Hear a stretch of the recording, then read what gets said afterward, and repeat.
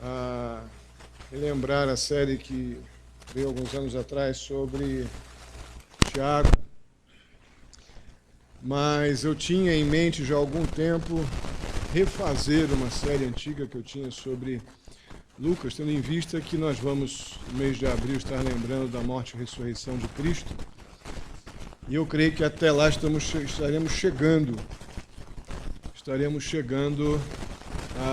na sequência aqui do Evangelho de Lucas, na fase da morte e ressurreição.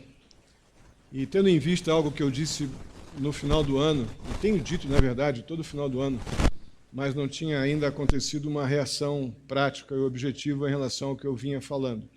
Nós não temos que falar do nascimento de Jesus no Natal, naquilo que se determinou como nascimento de Cristo pela cristandade de forma geral.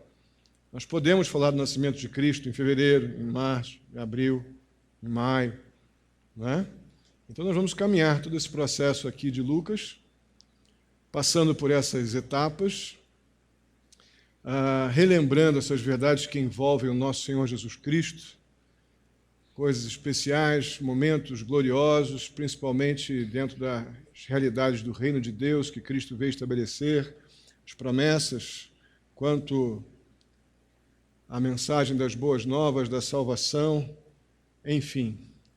O Evangelho de Lucas é muito rico, muito rico. E tem sido bom relembrar, e até meio vergonhoso relembrar Lucas, porque tem algumas coisas que eu não lembrava mais. O seminarista ali, o ex-seminarista ali dando...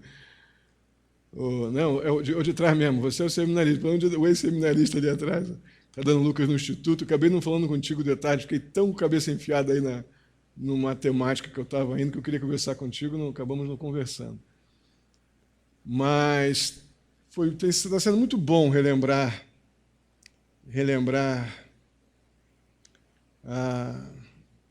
o Evangelho de Lucas, e um pouco vergonhoso ver como nós temos a tendência a pular aquilo que a gente ler de forma desligada, aquilo que a gente julga que não diz respeito ao Evangelho, a Jesus, ao nascimento, à morte, à ressurreição, como os versos 1 a 4, por exemplo, do capítulo 1 de Lucas. Mas vamos antes orar, pedindo que Deus nos guie. Temos uma longa jornada aí em Lucas. Vamos pedir a Deus que nos oriente, nos guie nessa caminhada. Pai querido, muitíssimo obrigado por cada querido irmão aqui nesta noite, pela tua provisão para as nossas vidas, teu cuidado, a tua graça salvadora, ó Deus. Quão é necessário, ó Pai, diante de tão grandes desafios que a gente enfrenta na vida, lembrar que há algo maior do que os nossos problemas. E aquilo que é maior que os nossos problemas é o teu amor, ó Pai, inconfundível. É o teu cuidado, ó Deus, a tua paciência, a tua bondade, a tua misericórdia, o presente do perdão de pecados e a salvação. Ó Deus, isso é maior do que as nossas crises. E se há um lugar que devemos colocar a nossa confiança e esperança, são nessas verdades que envolvem o Evangelho de Cristo Jesus que nos alcançou. Aceita a nossa gratidão, ó Deus, e eu te peço em nome de Jesus que o Senhor nos ajude nessa caminhada em Lucas. Ó Deus, que livro maravilhoso da tua palavra. Ajuda-nos a nos alegrar, ó Pai, com tudo que envolve, ó Deus, o nascimento, vida, morte e ressurreição do nosso Senhor Jesus Cristo. Assim eu te peço, ó Pai, no nome santo de Jesus. Amém. Vamos ler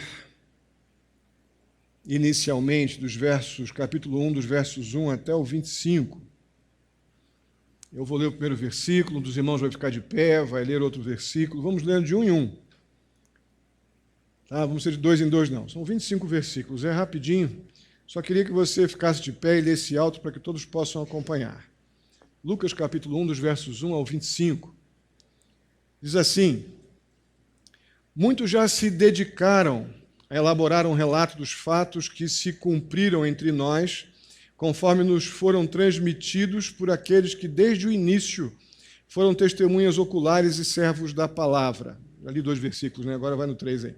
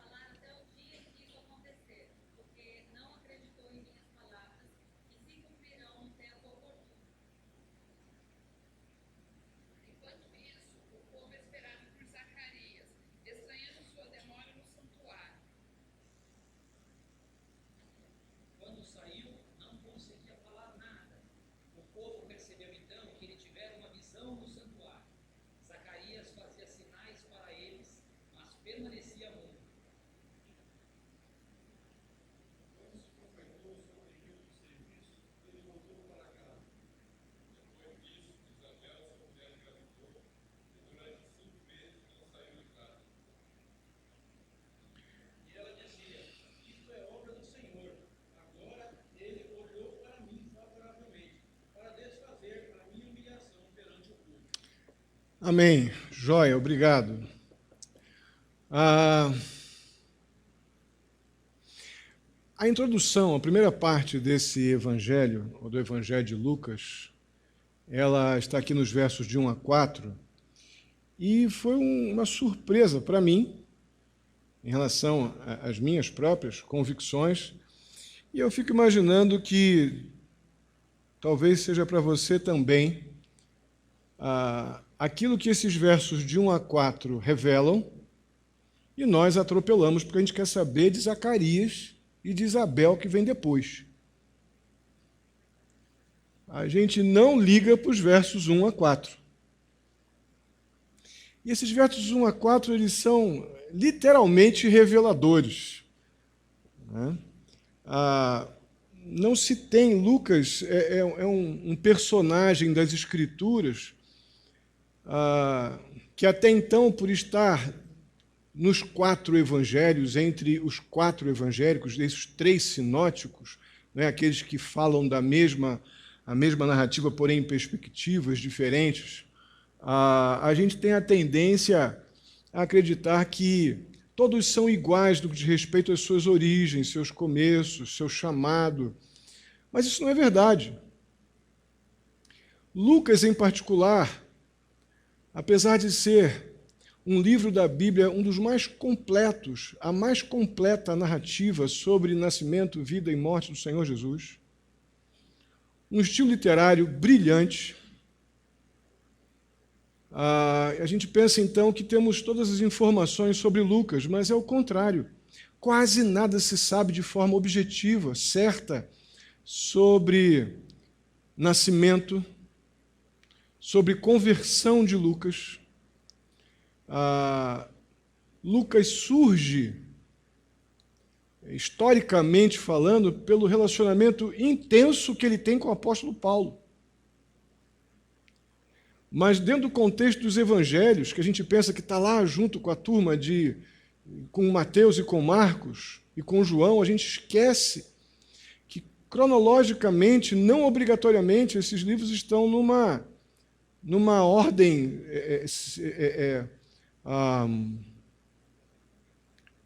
numa ordem comum ou que seja sucessiva.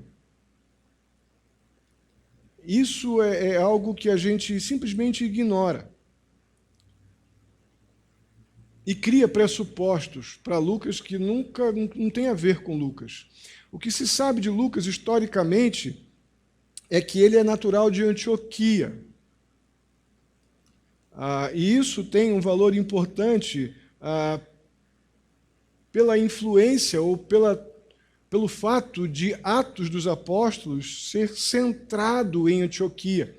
E Lucas foi o Atos dos Apóstolos, o segundo volume dos escritos de Lucas, tendo começado nos Evangelhos, não é? Então é por aí que nós vamos começar a relacionar Lucas com a história, porque datação exatamente de nascimento e de conversão é tudo muito obscuro. Lucas foi uma companhia muito constante do apóstolo Paulo, no mínimo, na pior das hipóteses, naquele período entre a visão que o apóstolo Paulo teve sobre a Macedônia, lá em Atos 16, e depois até a época do martírio de Paulo, como a gente vê lá em 2 Timóteo 4, isso já acontecendo em Roma. Timóteo foi companheiro presente ali, no dia a dia, na convivência com Paulo, e tudo isso acontecendo nos idos de 60 a 62 depois de Cristo. 60 a 62 DC, se você lembrar um pouquinho de datação, você vai ver que há uma distância importante daquele período que a gente tem da morte e ressurreição de Cristo, seu próprio ministério público. Daí você já vai começar a fazer algumas conjecturas, imagino. Vamos falar sobre isso mais adiante. O que se sabe com mais certeza interna, ou seja, com evidências, com citações nas Escrituras, é que Paulo se refere a Lucas como médico. Vemos lá em Colossenses capítulo 4, verso 14, e o próprio estilo literário de Paulo em Lucas dá a entender que ele tem um vocabulário erudito que é bem dentro da ideia de quem tem um vocabulário grande, de quem tem um conteúdo intelectual maior do que os demais, exceto Mateus, né? Mas seguramente mais capacidade literária do que Marcos e João. Mas Lucas se dedicou, tanto no seu evangelho como em Atos, ele dedicou o seu trabalho, ele teve a preocupação de enviar seu trabalho para o nosso querido Teófilo, que a gente vê aqui no verso 4. E Teófilo era um camarada bastante importante, provavelmente, dentro do contexto, ele devia ter um cargo muito importante no Império Romano. Mas era um crente que provavelmente aceitou a Cristo, dentre aqueles que creram em Cristo da casa de César. Filipenses 4:22 usa essa expressão. Muitos se converteram, foram levados a Cristo da casa de César no período apostólico. E provavelmente Teófilo é um desses, e tinha uma influência muito grande sobre judeus não convertidos, a ponto de Lucas tem uma grande preocupação de que Teófilo fosse realmente firmado na fé, tivesse tudo o que ele precisava de informações para que ele pudesse ser como um bom discípulo de Cristo, também um bom mestre, alguém que pudesse ensinar, pregar, evangelizar, discipular. Há uma forte preocupação, pela influência, provavelmente, que Teófilo tinha, há uma forte preocupação de Lucas nesse aspecto. Mas nos versos 1 e 2, Lucas deixa bem explícito que todo o seu conhecimento dos acontecimentos que envolveram nascimento, vida e morte do Senhor e ressurreição do Senhor Jesus Cristo, tudo que tem registrado nos evangelhos, ele diz nos versos 1 e 2 que provém dos relatos daqueles que foram testemunhas. O que isso traz para a gente de ideia? Isso diretamente implica fortemente de que ele não foi uma testemunha ocular dos eventos. Até porque ele estava em Antioquia. É provável que ele tenha escrito esse evangelho em Cesareia de Filipos, ainda quando Paulo estava lá. Então, Lucas provavelmente, muito provavelmente, eu digo enfaticamente, Lucas não estava presencialmente lidando com todos esses acontecimentos que Mateus, por exemplo, lidou, que João, por exemplo, lidou. Mas Lucas não. Isso nos leva para um outro lugar. Se Lucas não estava presencialmente nos eventos de nascimento, morte e ressurreição de Cristo, o que ele não era? Apóstolo. O que significa esses olhares quase desesperados de alguns? A tendência nossa, não sei quantos, obviamente, já devem ter vistos, mas é algo que eu não lembrava há muito tempo, que Lucas não era apóstolo. Porque apóstolos foram os discípulos. Os discípulos de Cristo se tornaram apóstolos depois que Jesus foi assunto aos céus. Por quê? Porque eles se tornaram comissionados à condição de levar o evangelho ao mundo e mais adiante estabelecer a igreja fundamentada na doutrina dos profetas e dos apóstolos. Mas são aqueles que viram Jesus, que estiveram face a face com Cristo. Marcos e Lucas não estiveram. Não foram testemunhas oculares do ministério público de Cristo. Marcos, no primeiro momento, foi um secretário de Paulo, e mais à frente caminhou com Pedro até o final da vida de Pedro, e Lucas o tempo todo com o apóstolo Paulo. O que o texto nos diz é bastante relevante, porque ele vai nos afirmar que Lucas, ele com todo cuidado, ele usou várias fontes nesse processo de elaboração do seu evangelho. Logo no verso 1 diz: muitos já se dedicaram a elaborar um relato dos fatos. Muitos eu creio que ele está falando de Mateus e João, de Mateus, Marcos, João ainda não, que ele usa muito de Mateus e de Marcos. Muito. Lucas. E ele cita isso. Eles se dedicaram a elaborar um relato dos fatos que se cumpriram entre nós, conforme nos foram transmitidos por aqueles que desde o início foram testemunhas oculares e servos da palavra. Você está percebendo como a gente ignora esse versículo, esse verso 1 e 2 aqui? A gente lê, quanto tempo a gente lê esse versículo aqui e pula o sentido dele? Porque Lucas está dizendo, eu ajuntei, eu copilei, eu ajuntei material, eu entrevistei pessoas que estavam lá. Joana, que era uma esposa de um militar romano, crente, convertida, ela foi uma fonte importante para Lucas, de relatos que envolveram o nascimento de Jesus. Então, fontes orais, quanto também documentação, foram fontes que Lucas usou nesse ajuntamento de histórico sobre nascimento, vida, morte e ressurreição do Senhor Jesus. E eu vejo nisso algo espetacular, porque Lucas é um dos mais importantes livros do Novo Testamento. Ninguém escreveu mais na Bíblia, no Novo Testamento, do que Lucas. Lucas só pede para Paulo se Paulo tivesse sido o autor de Hebreus. Coisa que eu não tenho convicção nenhuma. Para mim, ele não foi o autor de Hebreus. Então, se a gente excluir definitivamente Paulo como um dos autores de Hebreus, Lucas escreveu mais do que o apóstolo Paulo. Existem informações no Evangelho de Lucas que não tem nem em Mateus, nem em Marcos, nem em João. Lucas, como um historiador inspirado divinamente por Deus, tendo a sua obra com um peso de inerrância, porque é a palavra de Deus, nos dá uma perspectiva muito abrangente e completa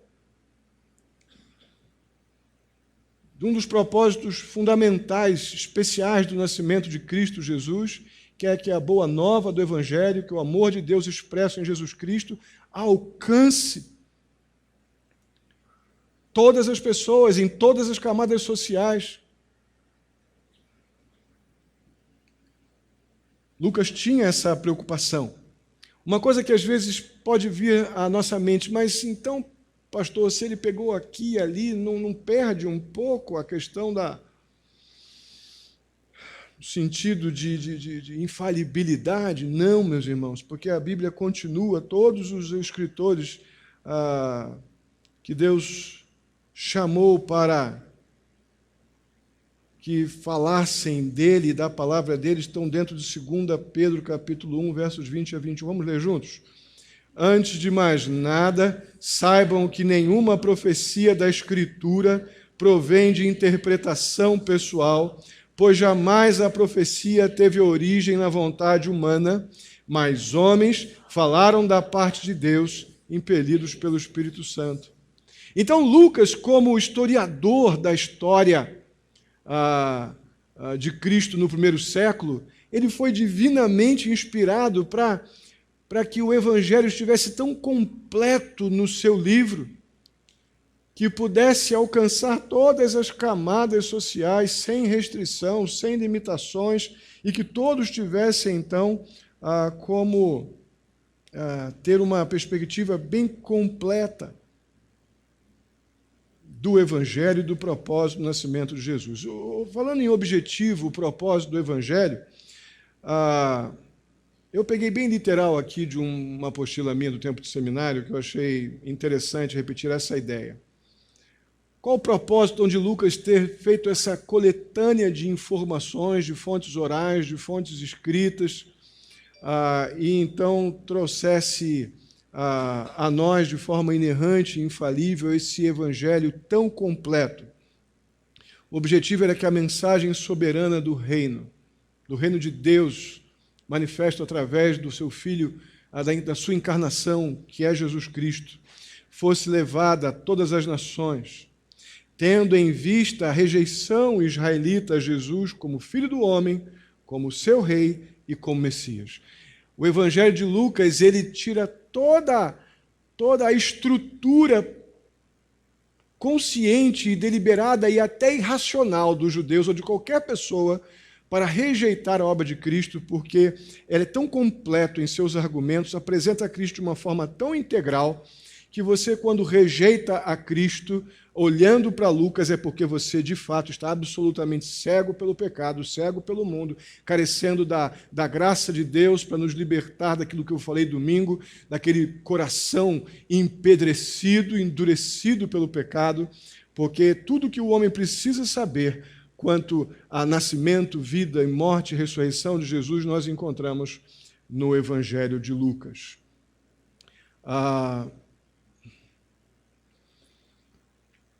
Um sentimento que pode passar para aqueles que foram surpreendidos com o fato de que Lucas não era um apóstolo. Vai na lista que tem, tanto em Lucas tem, Marcos tem, uma lista dos apóstolos. Vê se você encontra Marcos e Lucas lá. Se você ver qualquer filme que você quiser relembrar, ou as próprias narrativas bíblicas ali da morte de Cristo no Calvário, você não vê nenhuma menção a Marcos e a Lucas. Porque o momento histórico deles é outro. Não é? Mas vamos lá, vamos olhar, depois de nós descobrirmos, né,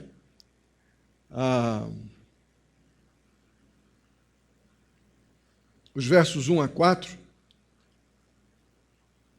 só para efeito de estatística, quantos já tinham visto, entendido isso lendo os versos 1 a 4? Quantos? 1, 2, 3, vamos botar aí uns 6, mais ou menos. Temos aqui umas 50 pessoas hoje aqui. Então é uma coisa que realmente a gente tem a tendência a passar muito rápido. Não é? Passar muito rápido. E tem um apelo muito significativo para o valor deste livro. Que a tendência nossa, no primeiro momento, é, puxa, mas eu achei que Lucas era o cara, né? Aí eu não vou ler mais Lucas, não. Não é apóstolo. Não é? É o contrário. É o contrário.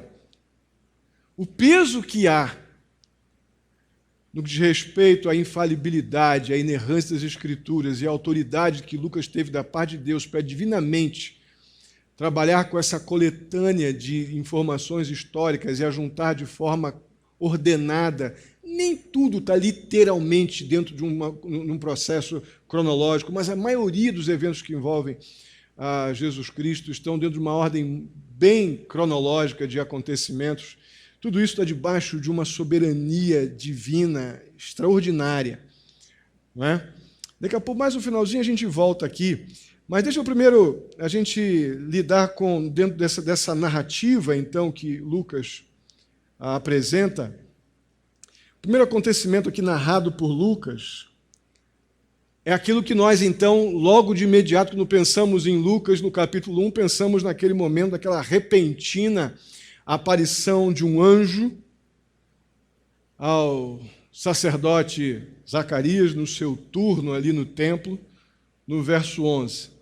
E, de fato, é um marco importantíssimo desse capítulo 1, dessa primeira parte do capítulo 1, que vai até o verso 25, porque até então havia um silêncio absoluto da parte de Deus, profeticamente falando.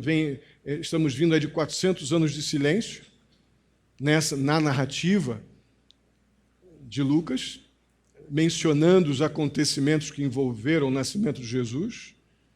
E aqui há um comunicado da parte de Deus para Israel que se encerraram manifestações de Deus lá em Malaquias, e esse silêncio de 400 anos foi quebrado exatamente com o anjo aparecendo lá no finalzinho do turno de Zacarias no templo, dizendo: Zaca, vem cá, tem um negócio para te dizer. Né? Cadê o Zacarias? Zacarias está aí não, né? O Zacarias não veio, eu ia tirar onda com ele hoje, ele não veio. Mas antes da gente entrar nesse encontro do anjo com Zacarias, olhem o testemunho que Lucas dá sobre a vida cristã de Zacarias e Isabel, sua esposa. Olha que testemunho. Ambos eram justos aos olhos de Deus, obedecendo de modo irrepreensível a todos os mandamentos e preceitos do Senhor. Irmãos, é algo que, para aparecer numa narrativa histórica, um testemunho de uma família, de um casal, neste nível, em algo que, já por ser uma coletânea histórica, eu creio que, como o próprio Lucas fala no verso 3, né, que ele investigou tudo cuidadosamente desde o começo. Então, fruto de uma investigação meticulosa, Lucas escreve sobre o testemunho, sobre a vida cristã deste casal, dizendo que eram justos aos olhos de Deus, obedecendo de modo irrepreensível a todos os mandamentos e preceitos do Senhor. Irmãos, Zacarias e Isabel eram crentes justificados aos olhos de Deus. Não vem nada à cabeça de vocês quando eu uso essa expressão, não? Quem é que fala de justificação incansavelmente nas Escrituras? Quem? O apóstolo Paulo. Está dentro de todo o eixo doutrinário do apóstolo Paulo, em particular na carta aos Romanos, a justificação pela fé. E a influência doutrinária de Paulo já se vê nos escritos de Lucas, porque não é só aqui que ele fala sobre pessoas justas ou justificadas, não. Justificação está extremamente ligado com santificação e vice-versa. O que nós vemos aqui é um casal temente a Deus, buscando uma vida santificada pela obediência ao Senhor, sendo apresentados por Lucas como justos aos olhos de Deus. Isso é algo muito, muito precioso que encontramos nessa narrativa, nessa primeira fase da narrativa de Lucas, que vai mais à frente apresentar Jesus Cristo dentro dos propósitos que vimos aqui atrás. Mas eu estou dando essa ênfase mais por causa do verso 7. Não que não tenha um valor enorme isso, mas aqui no verso 7 a gente vê que este casal tão abençoado, esse casal tão crente, tão piedosos, uma referência certamente pública de amor a Deus, de obediência e servidão. Eles estavam passando por uma dura provação, duríssima. O verso 7 diz: mas eles não tinham filhos, porque Isabel era estéril, e ambos eram de idade avançada. Como eu já falei aqui outras vezes, você vai lembrar, para um judeu do primeiro século, não uma família de judeus do primeiro século, não ter filhos, em particular para uma mulher do primeiro século não ter filhos, era algo muito, muito difícil. Dentro da cultura judaica, há um outro detalhe importante sobre Lucas. Lucas era gentio. E ele tem uma preocupação forte de anunciar o evangelho também aos gentios. Dentre os discípulos, ele é o único gentio. Voltando aqui. Dentro da cultura judaica, onde uma pessoa abençoada é aquela que tinha genealogia, é aquela que tinha primogenitura. Então, uma pessoa que não tinha filhos era uma pessoa amaldiçoada. E esse casal tão abençoado, com um testemunho público tão impactante, eles sofriam muito fortemente, em particular Isabel, porque o fato dela ser estéril era um sinal de desfavor da parte de Deus. Isso era uma coisa que certamente trazia muitas angústias, muitas tristezas. Vamos ver isso melhor lá no verso 25, ela testemunha isso. Então, o que eu quero dizer com essa informação dos versos 6 e 7? que uma vida santificada, uma pessoa, uma família comprometida com Deus, temente a Deus, de bom testemunho, não torna essa pessoa, não torna essa família imune aos problemas da vida. De forma alguma. A gente precisa lembrar que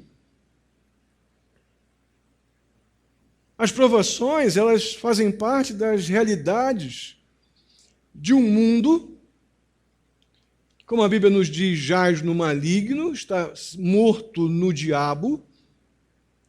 Nós temos o Espírito de Deus que nos capacita, que nos dá coragem, que nos dá esperança e confiança para lidar com as muitas provações da vida. Mas aquela barganha que muitos tentam fazer com Deus, Senhor, eu vou à igreja, eu leio a Bíblia, eu faço oração, eu entrego o meu dízimo, aquelas coisas que nós temos uma tendência no ápice das nossas crises, de tentar constranger Deus a nos dar alguma coisa que julgamos que merecemos, não encontra nenhum respaldo na Bíblia, porque vida santificada, temor ao Senhor, vida obediente, bom testemunho público, não nos dá uma imunidade contra provações. Haja visto que esse querido casal vinha passando já, porque os dois já eram de muita idade, neste momento aqui da narrativa. Aí surgem os versos 8 a 10, onde nós encontramos os relatos do sacerdote Zacarias, dentro do contexto ali de muitos sacerdotes que haviam naquela realidade, e os sacerdotes eram divididos em grupos. O grupo que Zacarias pertencia era o grupo de Abias, e eles tinham, por sorteio, eles tinham o serviço no templo, e esse serviço no templo era tirado quando caía a vez deles. Então, 2 vezes numa determinada semana, aquele grupo, aquela pessoa daquele grupo, tirava o seu serviço no templo. E chegou a vez de Zacarias, Zacarias foi lá cumprir o seu serviço no templo, que era uma grande honra, porque, como eu disse, era uma oportunidade anual. Porque a lista era grande de sacerdotes para servir no templo. E Zacarias foi ao templo para cumprir lá a sua parte como sacerdote do templo, quando então surge o verso 11, que nós paramos ali no começo da mensagem. O anjo do Senhor apareceu a Zacarias, diz ali já fechando o verso 11, o verso 10, nós estava já para encerrando o seu tempo, oferecendo incenso, o povo lá fora orando. Então o verso 11 diz que então o anjo do Senhor apareceu a Zacarias à direita do altar do incenso. O verso 12 nos dá uma ideia de que Zacarias quase infartou. O texto nos fala de que ele ficou muito perturbado. Fala que ele ficou com medo. Por que Zacarias teria medo? Um homem tão crente, tão piedoso, tão esperançoso no Senhor. Exatamente por isso. Exatamente por ele saber quem é o Deus que ele servia. Exatamente por saber quem ele é diante do Deus que ele servia. Que aquela aparição do anjo do Senhor não podia trazer outra coisa para ele a não ser medo até da morte. Diante da santidade, da grandeza de Deus ali naquela manifestação do Senhor através de um anjo de Deus, é uma resposta totalmente normal, emocional e humana a este momento, digo até bastante apropriada, quando alguém diante de uma visitação divina como aquela, se vê em choque, ou diante de um feito extraordinário da parte do Senhor, totalmente normal. O anormal seria o contrário, repito.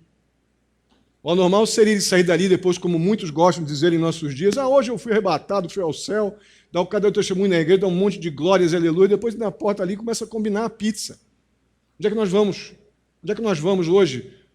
Passar o resto da noite, porque não dá para sair da igreja às 9 horas, vamos fazer o quê até meia-noite? Vamos comer uma pizza e depois dizer que foi arrebatado. Não dá para eu ter um encontro extraordinário com a obra do Senhor, com a santidade do Deus vivo. E não ficar num santo choque diante do amor, da graça, do poder, da justiça, da santidade do Deus vivo. Não foi diferente com o nosso querido Zacarias. Verso 13, o anjo, Deus carinhosamente volta-se para Zacarias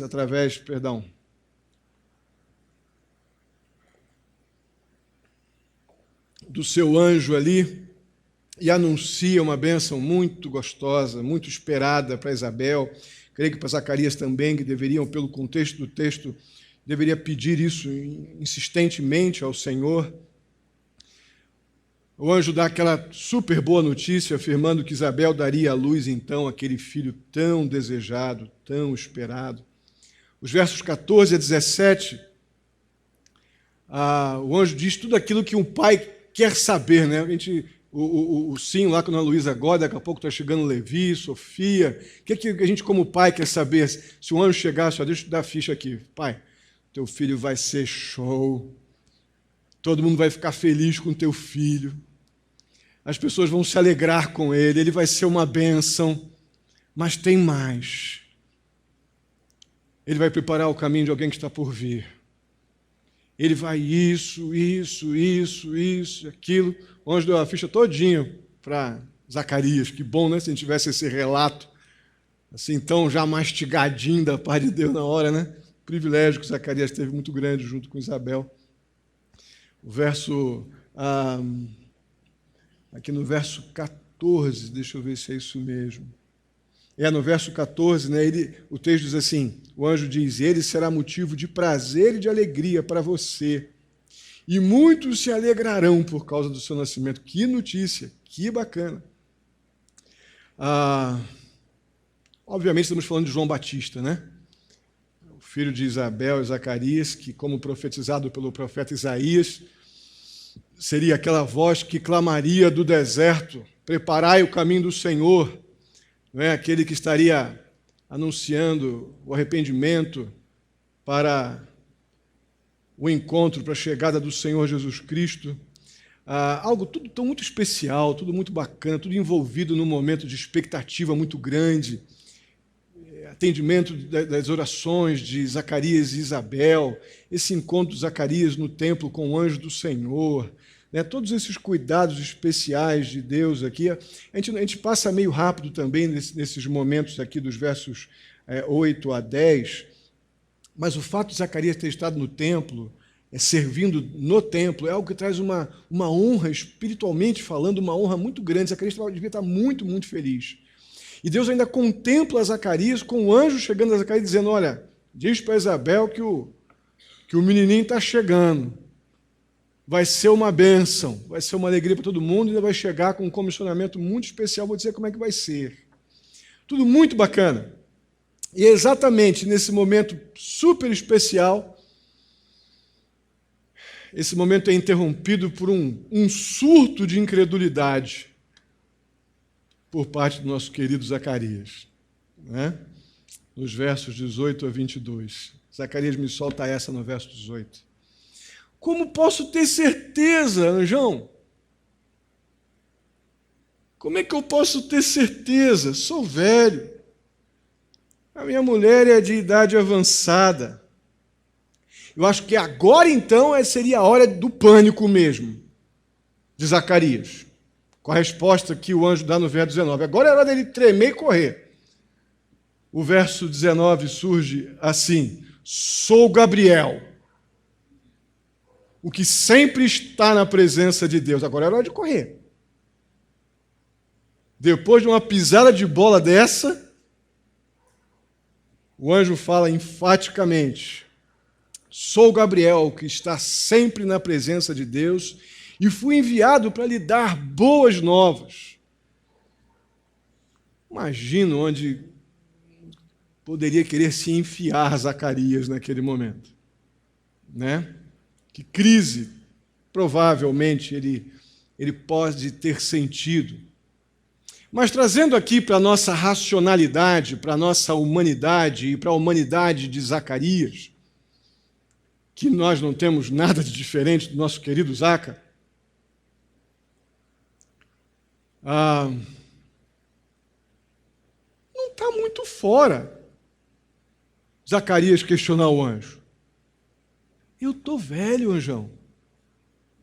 Minha mulher está velha também. Não temos mais condições de ter filhos. Racionalmente falando, humanamente falando, um raciocínio, vamos dizer assim, relativamente lógico.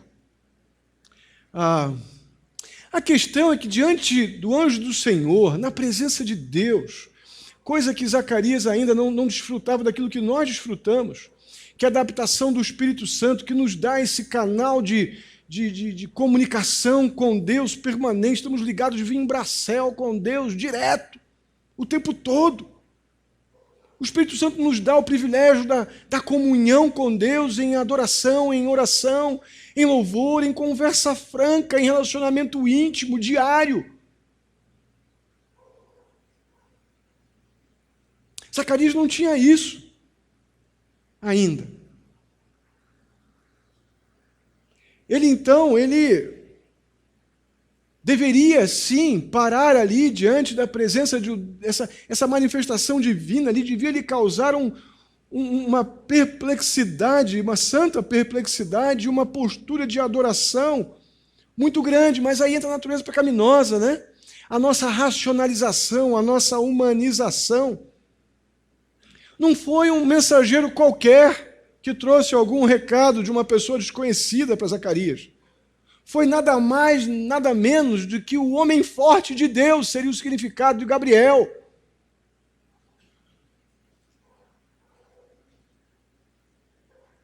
Um outro fato é que Zacarias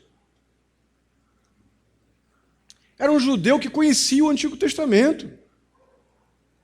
Ele devia se lembrar do nascimento miraculoso de Isaac, de Sansão, de Samuel, em circunstâncias muito semelhantes.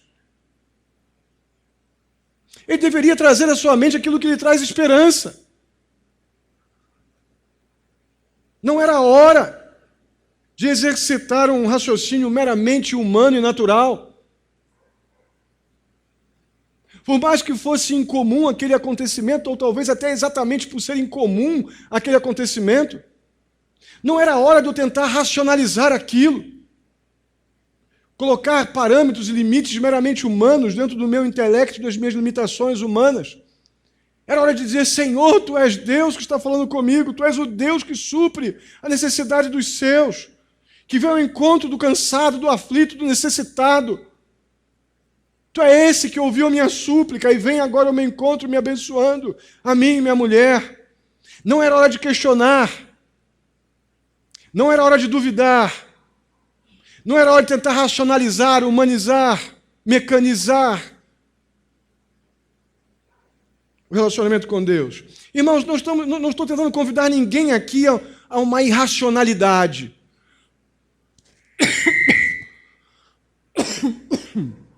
Perdão. Não estou tentando dizer para você que nós temos que, como alguns dizem por aí, não, é pela fé, você sai fazendo um monte de loucuras, que não tem nada a ver com fé, tem a ver com aventuras irresponsáveis, o que muitos acabam fazendo em nome da fé. Fé não é uma coisa irracional, simplesmente que não lida com o meu intelecto. Fé lida com o meu intelecto. É de forma consciente, deliberada, que Zacarias poderia, como nós devemos, nos portar diante das verdades que temos ouvido e aprendido diante do Senhor e dizer: Senhor, as circunstâncias são completamente desfavoráveis, mas o Senhor é maior do que as minhas circunstâncias, e ainda que eu esteja perdendo de goleada para as circunstâncias ao meu redor, o Senhor é meu Deus, o Senhor não permitirá que eu vá além das minhas forças, o Senhor não permitirá que eu seja tentado além do que eu possa suportar, o Senhor continua sendo Deus, eu posso fazer planos, mas a resposta certa vem do Senhor, eu não tenho motivo nenhum para questionar a Tua soberania, a Tua santidade, a Tua justiça, o Teu amor para comigo, os Teus cuidados paternais, a salvação que eu já recebi, a segurança que eu tenho de que ainda que eu morra eu viverei. Eu não tenho um motivo para questionar que o Senhor é Deus e que pode fazer o que ninguém pode. Então, isso aqui não é um convite para a irracionalidade, mas estamos sim diante de uma séria advertência contra a incredulidade. Porque crise todo mundo tem.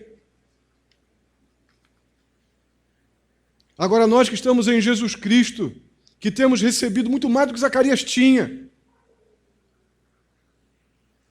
Não temos direito de dar lugar a um coração incrédulo, a uma mente meramente humana, racional, mecânica, tentando colocar Deus dentro dos nossos possos e não possos, como se Deus fosse uma marionete, um bonequinho que a gente mexe com a mão.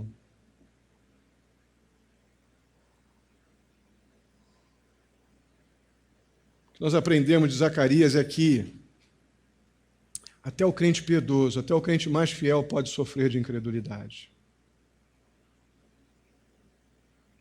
E esse, sem dúvida alguma, é um dos pecados mais profundamente enraizados na natureza, na alma humana.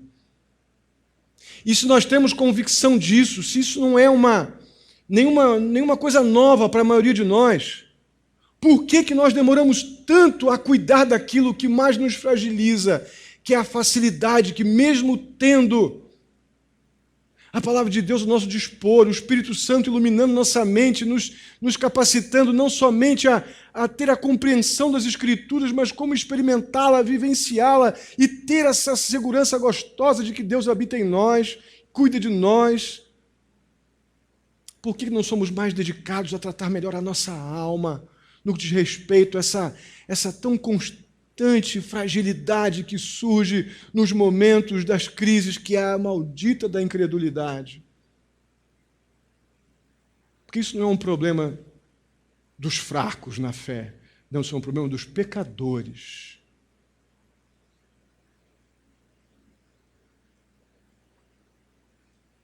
O fato é que jamais nós devemos colocar em dúvida o fato de que quando Deus diz alguma coisa, Ele cumpre. Talvez você não tenha uma resposta para os problemas, uma resposta via telegrama, ou alguma frase na Bíblia que diga, não, amanhã teu problema de saúde está resolvido, o problema financeiro, o teu problema de relacionamento está resolvido, está lá em algum livro, capítulo tal, versículo tal. Isso não vai acontecer nas Escrituras. Nós não vamos encontrar, Deus não vai, Deus vai aparecer numa nuvem e vai falar. Não, você vai ser enganado, porque Deus não precisa mais fazer isso. Nós temos a revelação completa, nós temos o Espírito de Deus, que nos capacita a lidar com alegrias e tristezas. Se alguém vier te contando alguma coisa sobre a sua vida em particular, você tem que questionar, porque Deus não precisa de profetas suburbanos para trazer a sua palavra revelada a nós. Nós já temos o Espírito Santo que nos capacita a crer e temos a palavra revelada infalível e inerrante, como suficiente para as nossas alegrias e tristezas. Amém?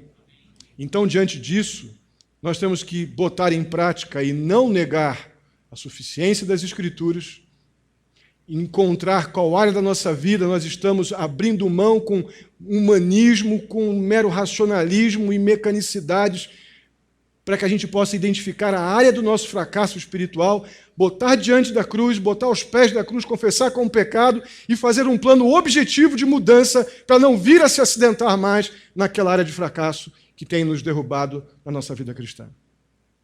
É isso que Deus espera. Nós temos tudo o que precisamos para fazer isso que Deus espera de nós. Tudo que precisamos.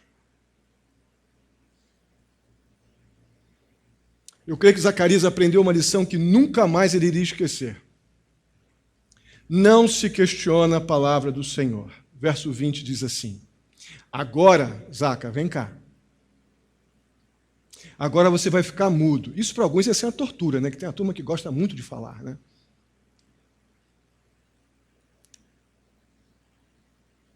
Agora você ficará mudo.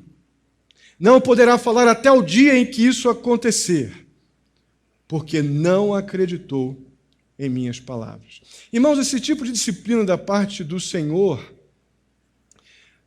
nos faz pensar que a língua ou a boca, que não está pronta, não tem prontidão para adorar, para louvar, para dar graças, para exercitar a fé e confessar isso. A boca que não está pronta para produzir coisas que edificam deve ficar fechada. A boca que não está pronta para transmitir graça deve ficar fechada. Esses dias eu li uma frase de um cidadão ímpio. Na verdade, está nas Escrituras, né? A palavra de Deus nos ensina que devemos ser prontos para ouvir e tardios para falar, não é? Mas um cidadão ímpio escreveu lá nos seus pensamentos, nos seus escritos, uma frase que está na minha tela do meu laptop em casa. Muito interessante. O ser humano é dono do que cala e escravo do que fala. Que coisa interessante. Não é? Quem dera nós fôssemos mais cuidadosos com os nossos racionalismos e humanismos em nossos relacionamentos, nos juízos que fazemos de coisas que não gostamos aqui, na nossa convivência, nos juízos que fazemos de Deus quando não somos atendidos como queremos, quando julgamos que Deus está atrasado, ou porque Deus não fez, porque que Deus isso, porque que Deus aquilo. Quem dera ficássemos mais calados ou abríssemos nossa boca para adorar, para bendizer, em vez de falar coisas que nos colocam, como Zacarias, na condição de um piedoso incrédulo.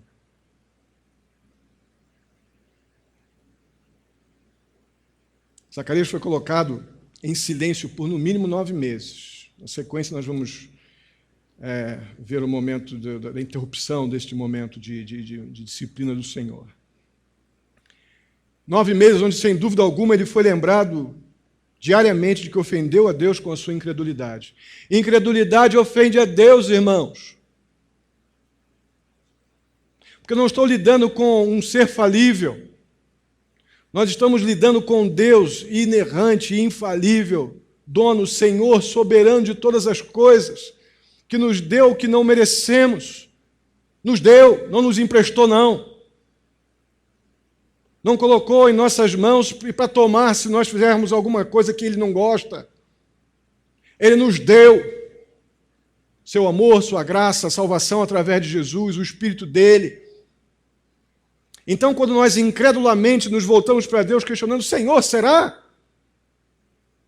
Isso ofende a Deus, sim. Incredulidade ofende a Deus. Mas no verso 20 diz que no tempo oportuno, Zacarias voltaria a falar, como nós veremos então mais adiante, porque o objetivo da disciplina não é matar. O objetivo da disciplina é corrigir. Não é? Amorosamente. Deus disciplinando para trazer de volta um homem mais maduro, mais seguro, mais confiante, mais esperançoso, com testemunho ainda melhor do que tinha antes da mudez. Irmãos, para a gente terminar, quando cedemos à incredulidade, sabe o que a gente deixa de desfrutar? Deixamos de desfrutar daquela tão desejada e gostosa paz do Senhor. Aquela que o pessoal joga fora muito fácil aí nos cumprimentos. Isso é tão especial que a gente não deveria jogar fora assim. Falar como se fosse um jargão evangélico ou um ponto e uma vírgula para alguma frase que a gente quer falar. A paz do Senhor é algo que excede todo o entendimento, diz o apóstolo Paulo aos Filipenses. É algo tão especial, mas não é uma coisa que eu compro na prateleira do supermercado. A paz do Senhor é o resultado de uma vida dependente, de uma vida sujeita, como vimos no domingo passado, sujeita à autoridade e o poder de Deus, sujeita às Escrituras, confiante na soberania de um Deus vivo, que me leva à obediência, porque Ele é Deus. E os meus racionalismos não podem, não tem como botar Deus dentro das minhas conveniências, dos meus achos e não achos, possos e não possos.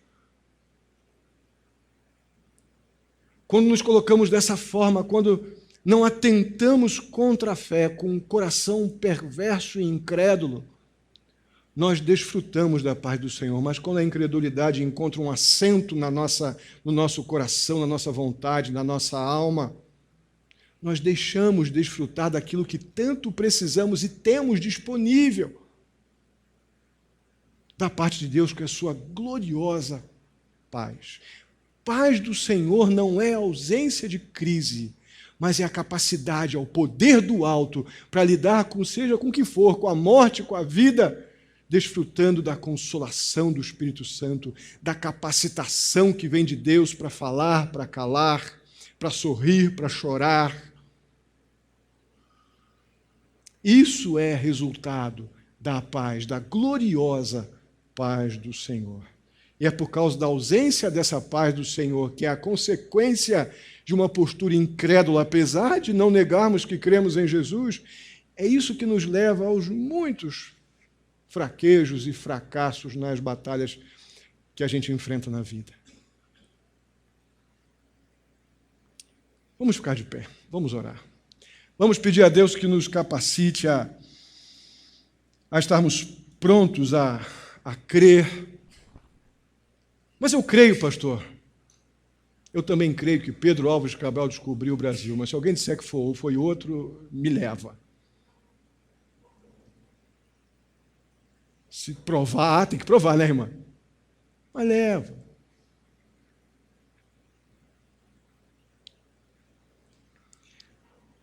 Crer é sinônimo de confiar. Confiar nos leva a confiar em Deus, na sua palavra, na sua infalibilidade, no seu amor, na sua justiça. Nos leva a levantar as lanças, as defesas,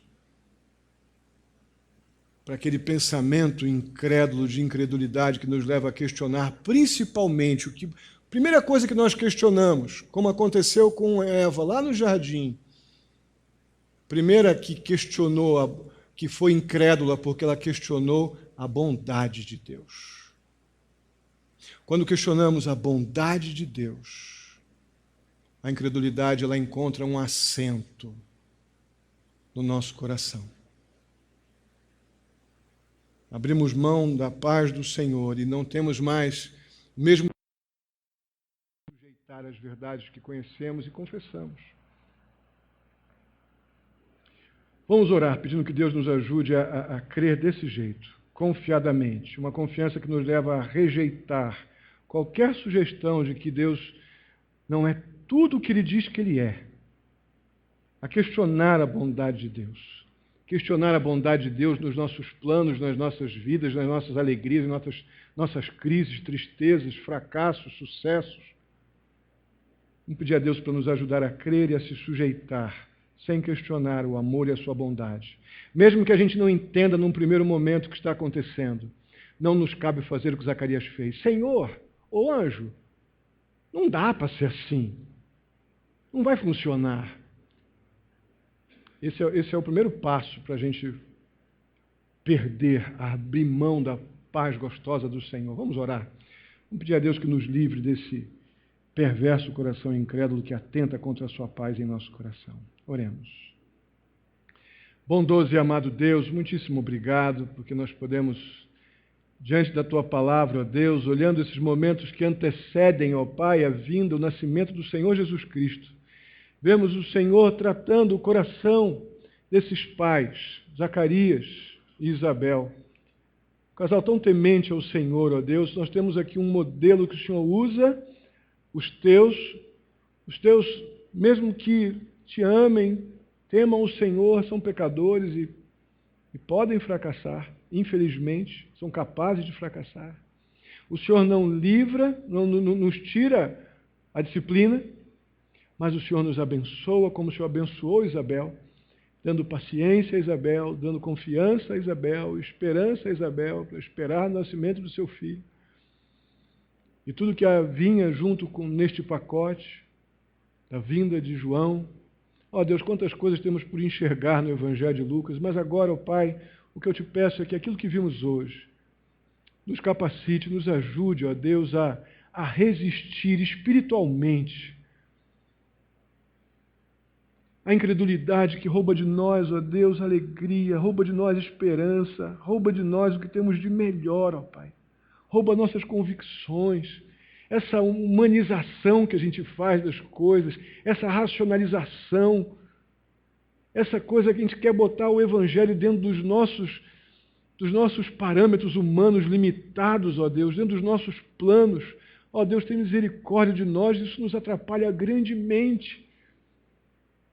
Isso, ó Pai, afeta a nossa alma, o nosso ânimo fica debilitado quando deixamos de esperar no Senhor e tomar atitudes de fé que nos conformam à Tua vontade, quando deixamos de dizer sim para aquilo que tem que ser dito sim, quando deixamos de dizer não para aquilo que tem que ser não, porque questionamos que o Senhor vai nos suprir. Ó Deus querido, fracassamos, perdemos a paz, perdemos a esperança, perdemos a alegria, porque deixamos de confiar na Tua palavra, antes de tudo. Sofremos porque a gente questiona a Tua bondade, Senhor, a inerrância da Tua palavra. Tem misericórdia de nós e nos ajuda, ó Deus, a colocar defesas para a nossa alma. A defesa para a nossa alma é obediência. Defesa para a nossa alma é confiar no Senhor e na Tua palavra e não questionar ou tentar racionalizar os Teus mandamentos, a Tua palavra para as nossas vidas. Muito obrigado porque nós podemos ser tão carinhosamente exortados num momento tão especial, ó Deus, na Tua palavra, onde vemos essa chegada de João. Quanta coisa aprendemos nesse momento histórico tão especial na Tua palavra. Ajuda-nos, ó Deus, a ter uma postura obediente e atenta a tudo que ouvimos aqui nesta noite. Que tenhamos uma reação espiritual, ó Deus, àquilo que pode manter em nossa vida aquela tão necessária paz do Senhor. Assim eu te peço pela vida de cada um, muitíssimo agradecido pelo que o Senhor nos deu mais uma vez. Em nome de Jesus. Amém. Vamos orar, irmãos.